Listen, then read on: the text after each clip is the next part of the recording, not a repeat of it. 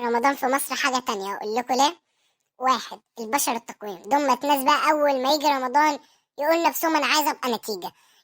أول يوم رمضان يكتبوا واحد رمضان، التاني يكتبوا اتنين رمضان. يا جماعة والله احنا عارفين الأيام مش كده يعني. اتنين، الأطفال دول بقى بيستلموا الشفت من الشياطين. أبقى بذاكر وأبقى بقى بعمل حاجة مهمة ألاقي الصواريخ. على فكرة اللي بيستخدموها دي مش صواريخ، ده ديناميت.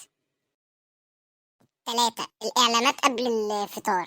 ده بقى حاجات غريبة بقى، يعني كل الشركات كلها تقول لي صوما مقبولا وإفطارا شهيا. يا جماعة والله يعني مش كده.